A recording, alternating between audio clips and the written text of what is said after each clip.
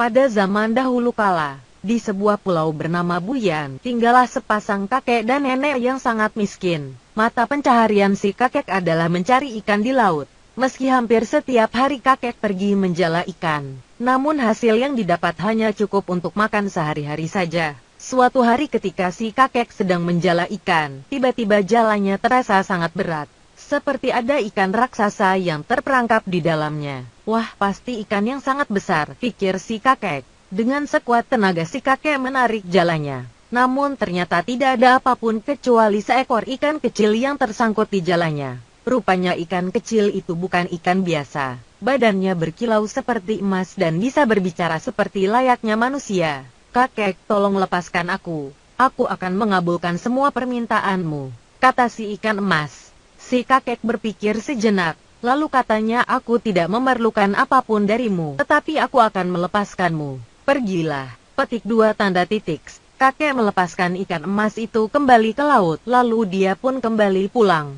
Sesampainya di rumah, nenek menanyakan hasil tangkapan kakek. Hari ini aku hanya mendapatkan 1 ekor ikan emas, dan itu pun sudah aku lepas kembali. Kata kakek, aku yakin kalau itu adalah ikan ajaib, karena dia bisa berbicara. Katanya dia akan memberiku imbalan jika aku mau melepaskannya. Lalu apa yang kau minta? Tanya nenek. Tidak ada, kata kakek. Oh, alangkah bodohnya, seru nenek. Setidaknya kau bisa meminta roti untuk kita makan. Pergilah dan minta padanya. Maka dengan segan kakek kembali ke tepi pantai dan berseru, wahai ikan emas ajaib, datanglah kemari kabulkan keinginan kami. Tiba-tiba si ikan emas muncul di permukaan laut. Apa yang kau inginkan, kek?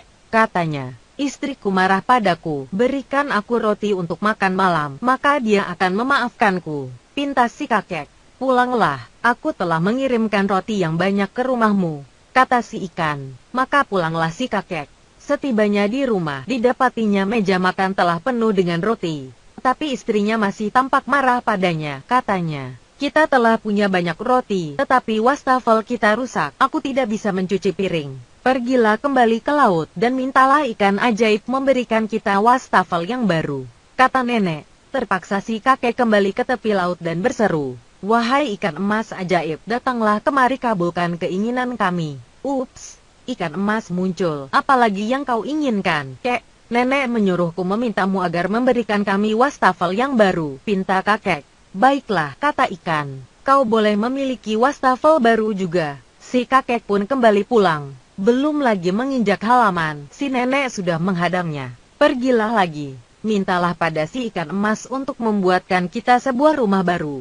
Kita tidak bisa tinggal di sini terus. Rumah ini sudah hampir roboh. Maka si kakek pun kembali ke tepi laut dan berseru, wahai ikan emas ajaib, datanglah kemari kabulkan keinginan kami. Dalam sekejap ikan emas itu muncul di hadapan si kakek. Apa yang kau inginkan lagi, kakek?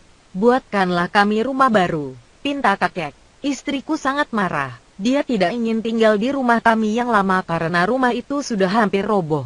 Tenanglah kek, pulanglah, keinginanmu sudah kukabulkan. Kakek pun pulang. Sesampainya di rumah, dilihatnya bahwa rumahnya telah menjadi baru. Rumah yang indah dan terbuat dari kayu yang kuat. Dan di depan pintu rumah itu, nenek sedang menunggunya dengan wajah yang tampak jauh lebih marah dari sebelumnya. Dasar kakek bodoh. Jangan kira aku akan merasa puas hanya dengan membuatkanku rumah baru ini. Pergilah kembali dan mintalah pada ikan emas itu bahwa aku tidak mau menjadi istri nelayan. Aku ingin menjadi nyonya bangsawan, sehingga orang lain akan menuruti keinginanku dan menghormatiku. Untuk kesekian kalinya, si kakek kembali ke tepi laut dan berseru, wahai ikan emas ajaib, datanglah kemari kabulkan keinginan kami. Dalam sekejap ikan emas itu muncul di hadapan si kakek. Apa yang kau inginkan lagi, kakek?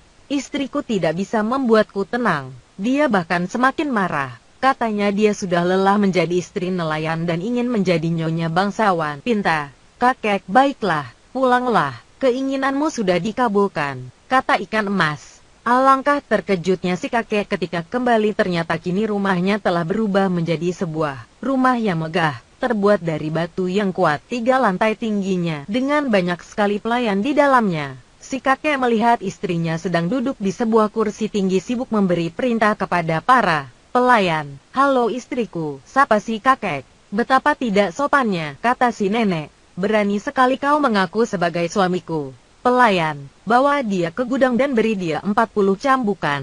Segera saja beberapa pelayan menyeret si kakek ke gudang dan mencambuknya sampai si kakek hampir tidak bisa berdiri. Hari berikutnya istrinya memerintahkan kakek untuk bekerja sebagai tukang kebun. Tugasnya adalah menyapu halaman dan merawat kebun. Dasar perempuan jahat, pikir si kakek. Aku sudah memberikan dia keberuntungan tetapi dia bahkan tidak mau mengakuiku sebagai suaminya. Lama-kelamaan si nenek bosan menjadi nyonya bangsawan, maka dia kembali memanggil si kakek. Hai lelaki tua, pergilah kembali kepada ikan emasmu dan katakani padanya. Aku tidak mau lagi menjadi nyonya bangsawan, aku mau menjadi ratu.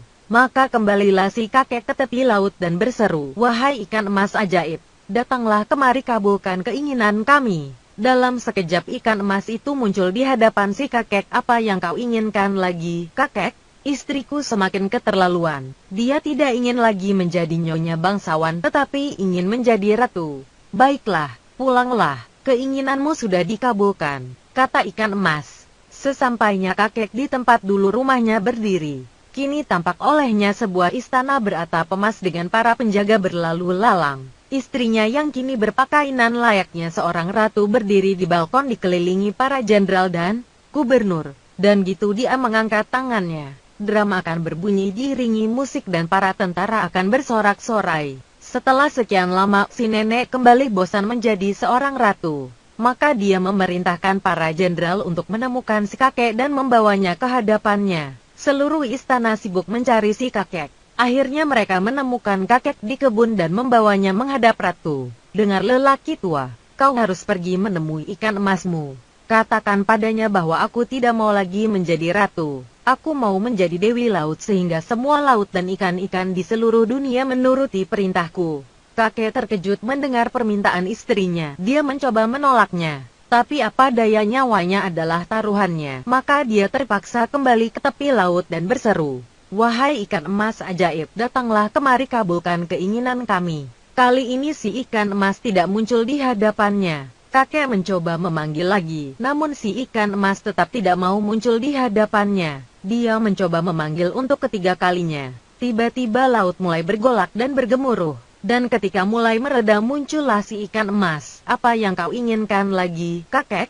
Istriku benar-benar telah menjadi begila, kata kakek. Dia tidak mau lagi menjadi ratu tapi ingin menjadi dewi laut yang bisa mengatur lautan dan memerintah semua ikan. Si ikan emas terdiam dan tanpa mengatakan apapun dia kembali menghilang ke dalam laut. Si kakek pun terpaksa kembali pulang. Dia hampir tidak percaya pada penglihatannya ketika menyadari bahwa istana yang megah dan semua isinya telah hilang. Kini di tempat itu berdiri sebuah gubuk reot yang dulu ditinggalinya. Dan di dalamnya duduklah si nenek dengan pakaiannya yang compang-camping.